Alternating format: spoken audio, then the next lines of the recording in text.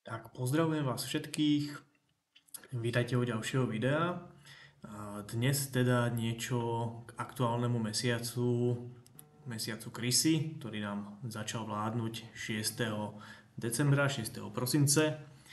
Takže tak ako štandardne doteraz preberieme všetky jednotlivé časti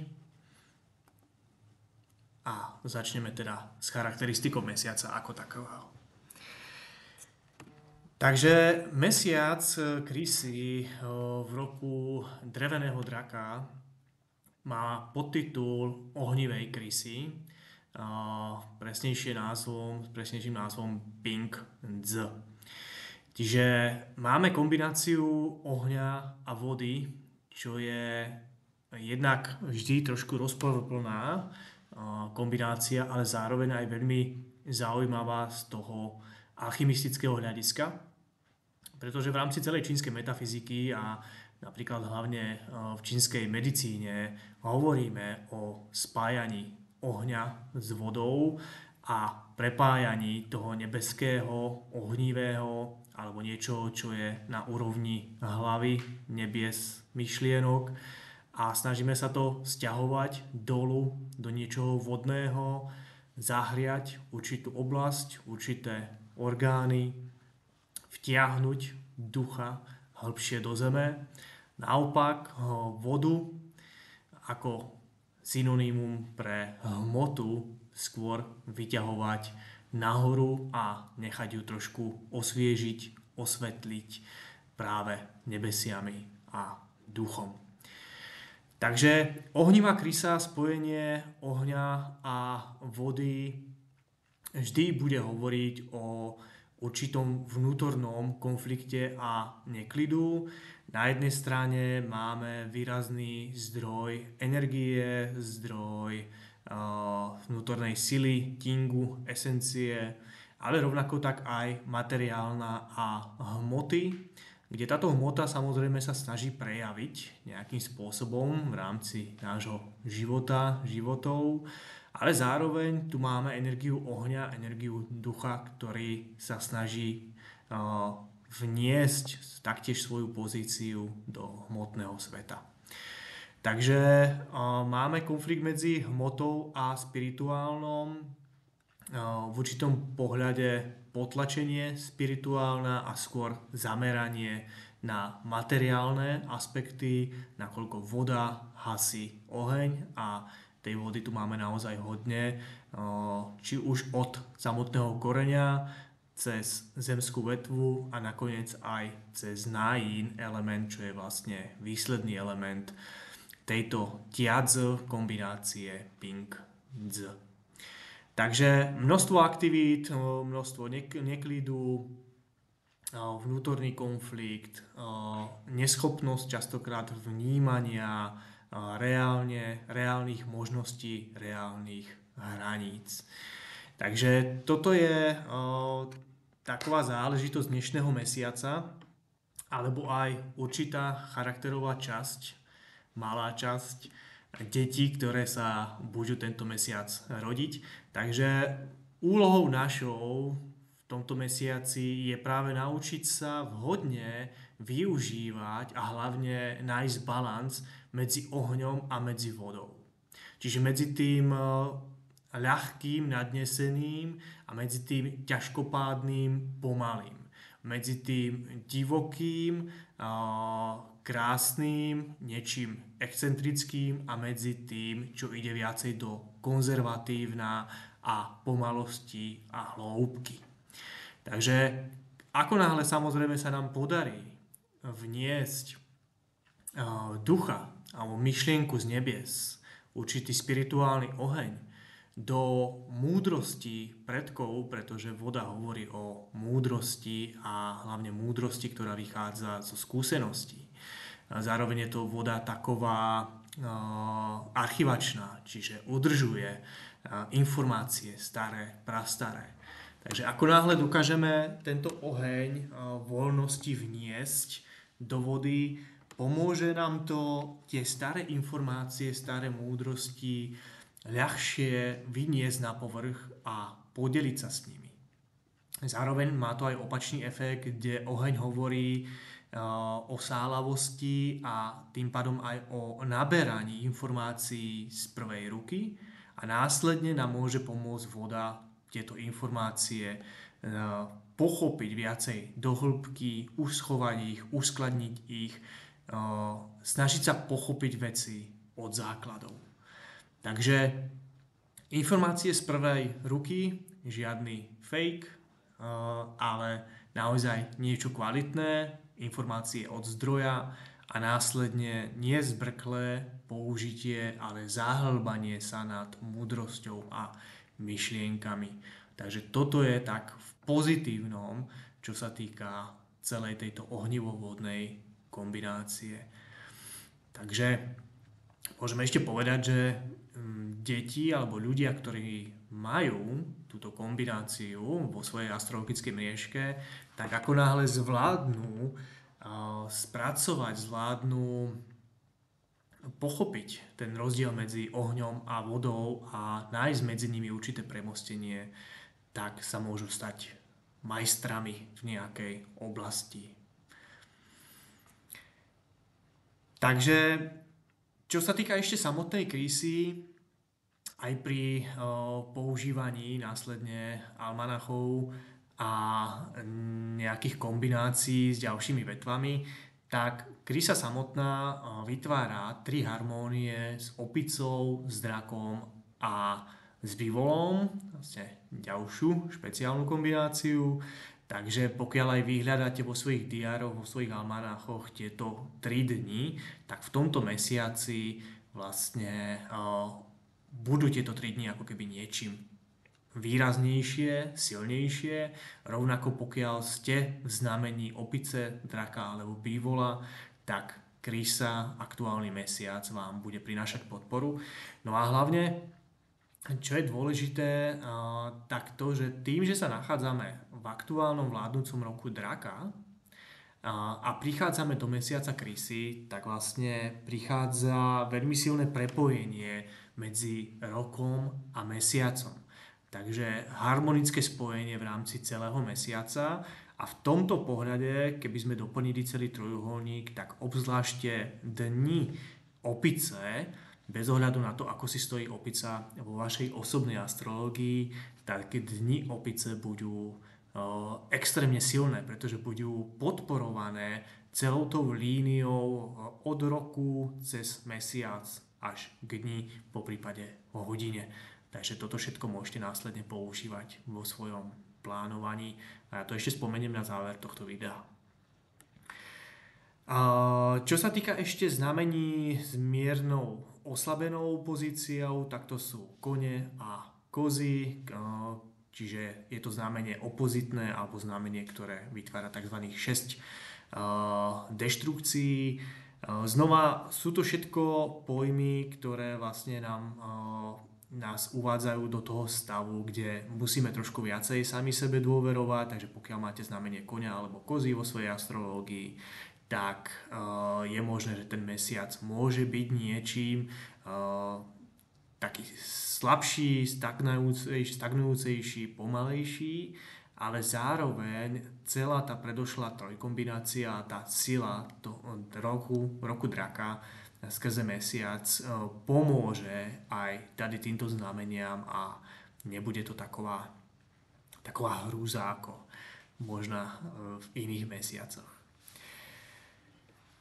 Takže mesiac krysy nám vládne od 6.12. do 4. ledna 25. No a vlastne je to teda posledný mesiac tohto kalendárneho roku, ale predposledný mesiac roku čínskeho, respektíve solárneho čínskeho roku, kde od 5. ledna do 3. února do 3. februára nám bude vládnuť bivol a potom následne nám začne vládnuť nový rok dreveného háda. Takže o tom taktiež nakoniec videa. Dostaneme sa ďalej a prejdeme štandardne zase trošičku pohľad na priestorové záležitosti. Keď sa pozrieme vlastne na aktuálne mesačné usporiadanie hviezd, tak my sme už vlastne toto usporiadanie zažili.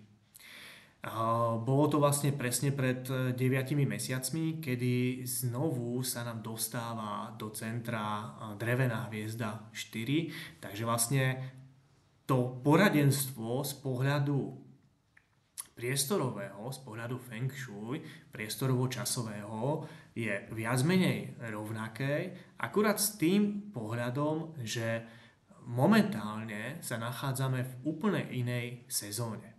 Takže modrý pruh nám zase hovorí o tom, že sa nachádzame v mesiaci zimy, v mesiaci vody. Zároveň krysa reprezentuje vrchol zimy, čiže stred zimy. A všetko to, čo je ovlivnené daným mesiacom, to, čo je ovlivnené danou sezónou a teda vodou, bude buď viac vybudené, alebo viac oslabené. Čiže v základnej charakteristike, v základných informáciách o wusingu hovoríme, že nám voda podporuje všetko drevené a všetko vodné, takže všetky modré a zelené hviezdy budú automaticky silnejšie. Naopak nám oslabuje všetko to, čo je ohnivé alebo kovové. Takže červené deviatky, šedé sedmičky, šestky zase budú oslabené. Zem nám vytvára takú prekážku proti vode, kde vlastne Zem sama o sebe kontroluje vodu, ale z pohľadu toho, čo je prioritné, z pohľadu toho, čo je prvoradé, tak sezóna je vždycky najsilnejší vplyv. A tým pádom napríklad o veciach zemských hovoríme, že sú neutralizované alebo niekedy nazývané aj ako deštruované, pretože vlastne nemá tá Zem vôbec žiadnu silu v tomto ročnom období. Takže keď prejdeme od jednotlivých cez jednotlivé svetové smery, tak do centra sa nám teda dostáva znovu nápor dreva. Centrum v základne zemská kvalita, ktorá je narušovaná trojkou celý rok, tak tento mesiac nám tu vlastne prichádza ďalšia energia dreva, a to z pohľadu jínovej štvorky akademických úspechov. Štvorka je taková trošku prelietavá, viac menej v základe priaznivá, ale môže mať aj negatívny vplyv. V tomto prípade tu máme príliš silné drevo, ktoré rastie z vody, pretože máme sezónu vody. A je to príliš silné drevo, ktoré nám narušuje stabilitu a pevnosť zeme, a teda centrálneho vládcu, centrálneho císara domu. A preto vlastne oprášime ročnú podporu, a to je výrazne zosilníme oheň v centre.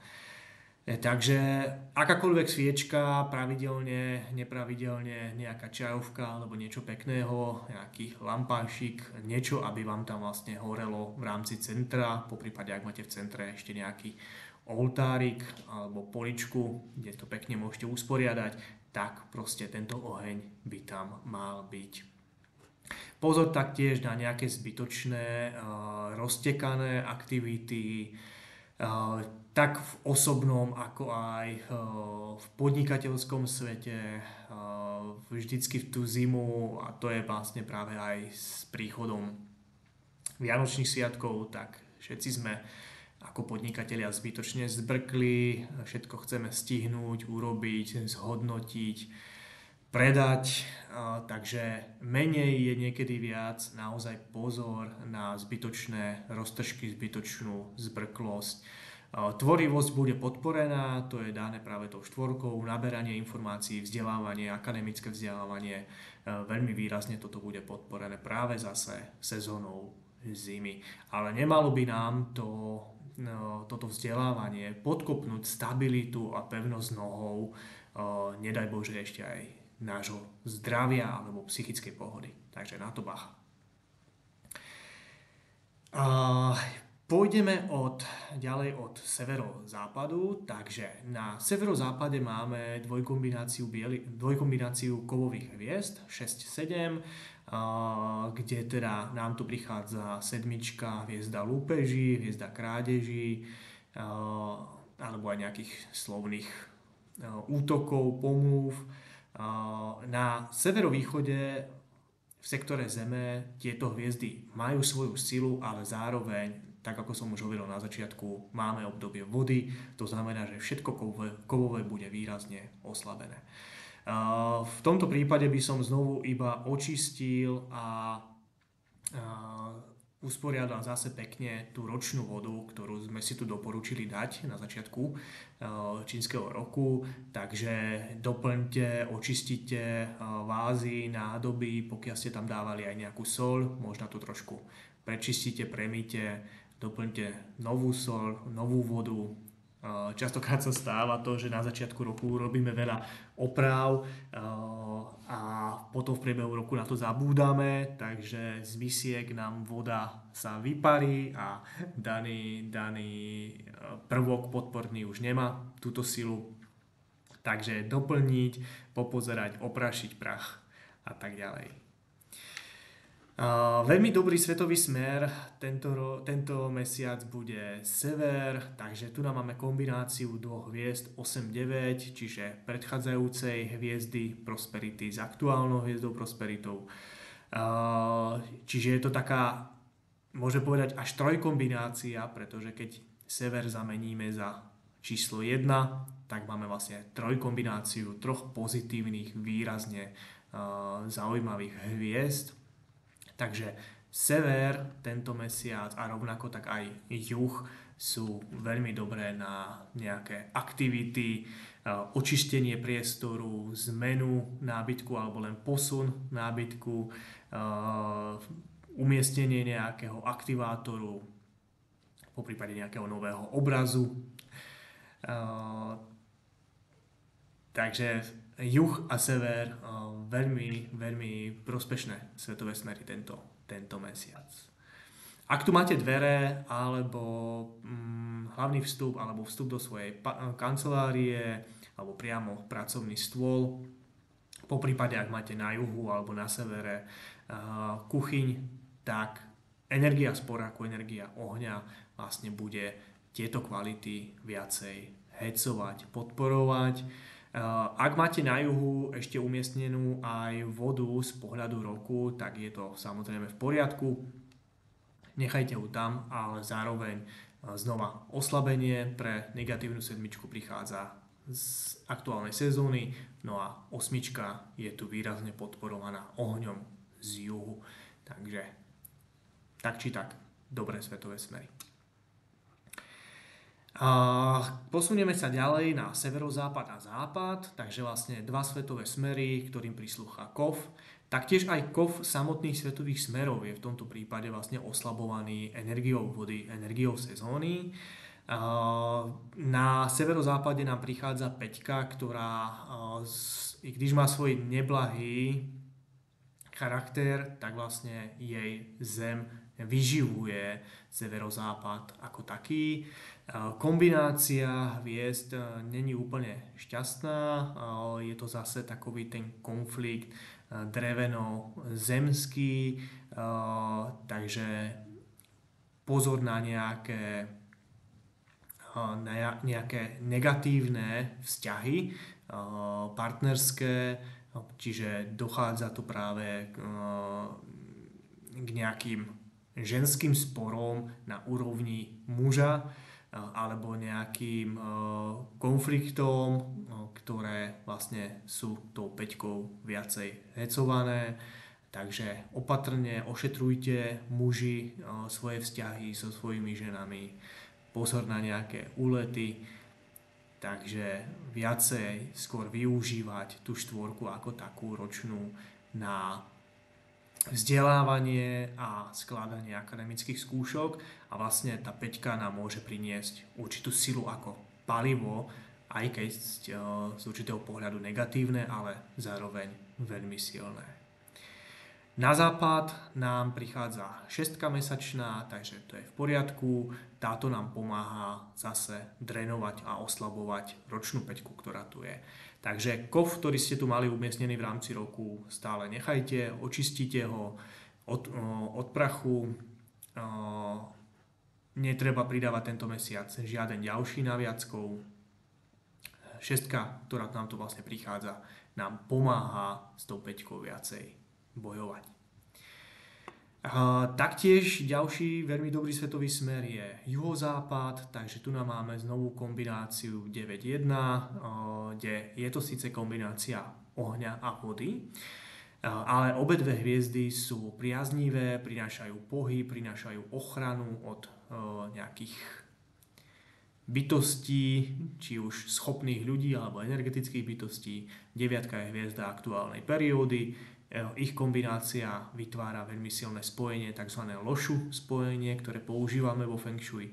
Takže je to kombinácia 10. No a na úrovni juhozápadu Zeme je ten juhozápad a tá dvojka, ktorú tu síce nevidíme, ale je tam v pozadí, tak nám vlastne prináša schopnosť uchovať, uskladniť financie alebo nejaké kariérne postupy. Veľká podpora prichádza v tomto prípade vlastne pre ženy. Čiže možnosť zmeny, prínos nejakej slávy, nejakej zmeny, prínos financií, podpora cestovanie, podpora schopnými ľuďmi. Takže ženy, využite toho. Takže keby som to tak zhrnul, ženy budú tento mesiac vydelávať financie a muži sa budú vzdelávať. Tak na to pamätajme. No a posledné dva svetové smery, tu máme ešte juhovýchod a východ. Na juhovýchode máme takú konfliktnejšiu kombináciu 2-3, ktorej sa tak neblaho hovorí ako rozvodová kombinácia, takže veľký pozor na vzťahy, partnerské vzťahy. Hlavne pokiaľ máte ložnici na juhozápade, tak o to viac naozaj ošetrujte svoje partnerské vzťahy. V rámci umiestnenia nejakých prvkov môžeme tu urobiť takú kombináciu kovovo-ohnivú. Nie je to úplne najšťastnejšie riešenie, pretože oheň, ktorý nám oslabí trojku, zároveň vyživuje a podporuje dvojku, ktorá má v základe špatnejší charakter, hovorí sa aj ako hviezda nemocí, takže preto tá kombinácia kovovo-ohnivá. Mohli by sme zase sa na to pozrieť aj z hĺbšieho detailu v rámci podpory vody, takže svetový smer juhovýchodu bude podporený, vyživený, ale tá trojka bude vlastne veľmi dynamická, takže skôr väčší zdroj ohňa na juhozápade a menší zdroj kovu. Takže aby to zase nebolo nejak predspané a preexponované. Takže chceme sa hlavne tej trojky zbrklej, aktívnej, hádavej zbaviť.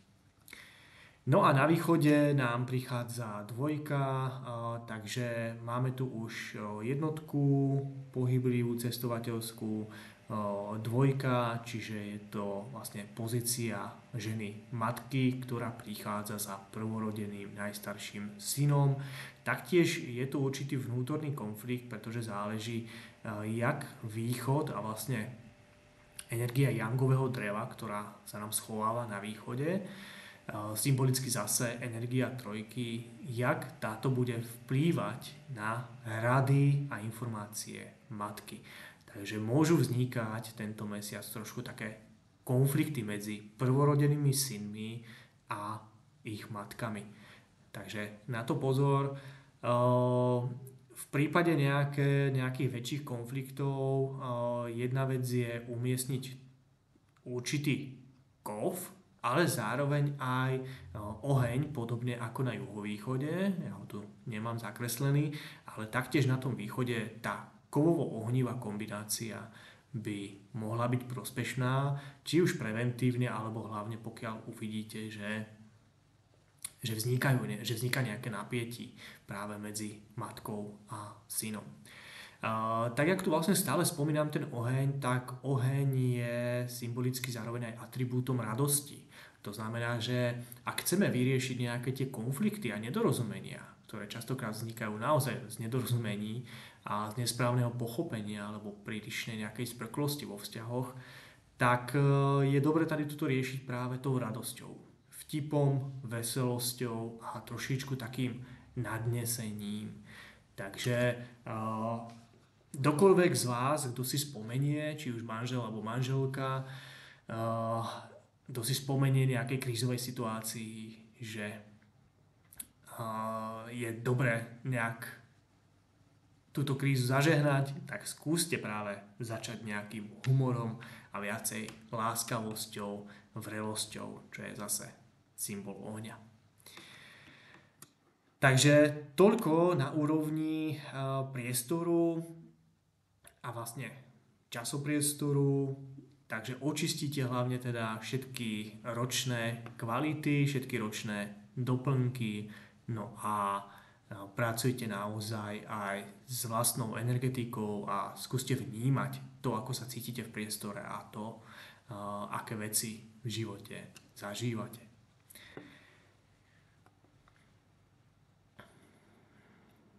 Tak, presunieme sa ďalej do časovej oblasti a teda oblasti v rámci zase aktuálneho vládnúceho obdobia zimy. Prosinec, december a mesiac krysy v sebe uchováva dve sezónne obdobia z 24 a to je teda väčší sníh a zimný slunovrat, ktorý k nám prichádza 21.12. Znova špecifické kvality, ku každej z nich sa tradujú nejaké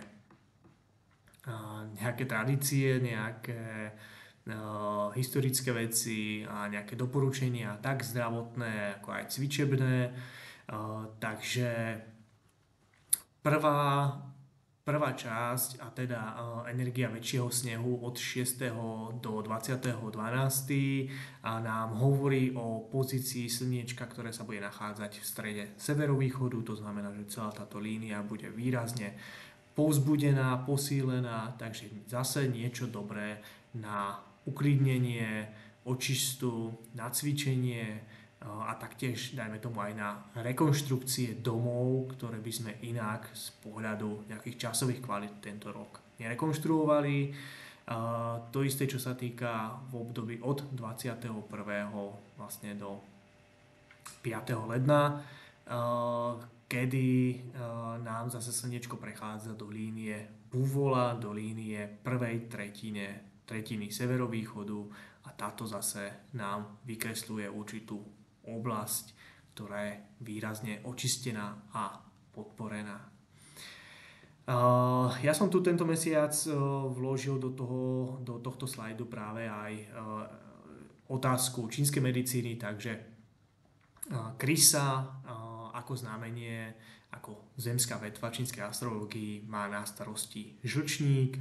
Žlčník je vlastne energia jangového dreva, tak ako sme si povedali už na začiatok, tak energia dreva je výrazne podporená zase sezónou, takže je to dominantný orgán, hodne aktívny. To ale neznamená, že ho netreba nejakým spôsobom očisťovať, takže určite to nepreháňať v rámci zimy s nejakým alkoholom, prílišným zahrievaním. Takže potrebujeme vnímať exces žlčníka, ktorý tu vlastne prichádza. Na druhej strane opakom sú napríklad ledviny, ktoré sa snažíme nejakým spôsobom viacej vyživovať počas zimy a zahrievať.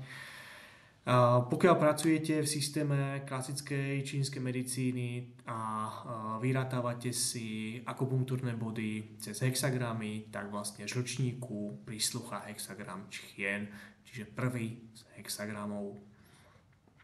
Žlčník a jeho hodina je od 23. do 1. hodiny rannej. Hovorí to aj o tom, že v základe z pohľadu organových hodín by bolo vhodné Nezaťažovať pred 23. hodinou výrazne žalúdok nejakým nadspaním sa, ale naozaj už skôr len nejaké bylinné čaje, po prípade extrakty. A to je v rámci stravy. A druhá vec je snažiť sa ísť spať pred 23. hodinou. Takže spánok, ktorý zahájite pred 23. hodinou, veľmi výrazne ukľudní a vyživí žlčník, ale hlavne následne po žlčníku vyživí krásne játra, pečeň a tým aj zabezpečí perfektnú očistu krve. Takže na toto nezabúdať, hlavne teda v tomto mesiaci, kde naozaj ten aktívny žlčník nás nejakým spôsobom ťahá vydržať, byť viacej hore, viacej vzhúru a nejakým spôsobom si ten deň predĺžovať, ale chce to ísť skôr viacej do pokoja, do klidu, a tým, že máme zimu, ktorá nás uvádza do toho stavu pomalosti, oddychu, regenerácie, tak je naozaj dobré využívať toto a skôr naopak ísť výrazne skorej spávať, než v priebehu letných mesiacov napríklad. Takže vôbec není problém, pokiaľ máte pocity únavy, v 8, v 9 večer zaľahnúť a pomaly sa tak nejakým spôsobom dostať cez tie nočné a kvalitné hodiny a skôr radšej brzo stávať. Takže tá zima je proste taková a nabáda nás tady k tomuto. Takže to bolo zdravíčko a sezónne obdobia. No a na záver ešte čo sa týka časovania. Hexagram mesiaca, a teda hexagram kombinácie ohnivej krysy je hexagram je, čo je vlastne 27. hexagram s názvom výživa. Tento hexagram následne, keď prevedieme na ďalšie zaujímavé kombinácie v rámci astrológie, tak jak sme si to hovorili už v predošlých videách, tak všetky dni alebo energie, ktoré niekde vidíme v kontexte alebo prepojenia na ohnivého zajaca, ohnivého kohúta, ohnivého koňa, ohnivej krysy, kovového koňa, kovovej krysy, kovového zajaca a kovového kohúta. Všetko toto má svoju výraznú silu v tento mesiac. Takže kdekoľvek sme schopní tieto astrologické kombinácie uvidieť, je to niečím veľká podpora. A v rámci časovania sú to vlastne dni tento mesiac 8., 23. a 29.12. a nakoniec 1. ledna, 1. januára. Takže to sú zároveň aj extra dni, ktoré doporučujem práve pre zahájenie, naštartovanie nových vecí alebo na také bezpečné plánovanie v rámci celého prosince. V rámci svojich almanachov znovu nájdete, tak jak doteď, všetkým rôzne možnosti a doporučení. Celý diáž nájdete aj na opačnej strane svojich náučených kariet. Takže 6.12. nám začal nový mesiac. No a pracujte vlastne tak, jak doteď a skúste sa pozrieť jednak na tie možnosti, ktoré tu máte napsané. Jednak skúste vnímať to propojenie, ktoré som hovoril na začiatku, čiže prepojenie medzi tigrom, krysou a opicou. Takže ako náhle niekde nájdete deň opice, čo je vlastne deň, ktorý má na začiatku práve opicu, takovouto, ale zelenou, na začiatku celej tejto rady zvieratiek. Takže pokiaľ nepoznáte čínske znaky v rámci astrológie, tak všade, kde je opica zelená ako prvá, tak to je deň opice. Takže niečím veľmi výrazný a kvalitný deň v rámci plánovania v celom prosinci. Tak, celá karta vyzerá takto, takže kartu nájdete zase vo svojom almanachu, rovnako sa dá karta a v rámci vlastne všetky karty tohto roku alebo predchádzajúceho roku sa dajú objednať spätne. No a na záver teda dve informácie, takže v novom týždni konečne pôjde do tisku nový almanách pre rok 2025 a teda pre rok dreveného hada. Takže tak, ako ste boli zvykli v tomto roku pracovať so svojimi almanachmi a ja znovu urobím aj nejaké doporučenia, aj nejaké video, ako používať almanách pre tých z vás, ktorí ste o tom ešte nepočuli. Takže pokiaľ sa teda venujete štúdiu alebo praxi niektorých z umení čínskej metafyziky, tak nájdete tam pre seba dôležité informácie, ktoré môžete v praxi používať.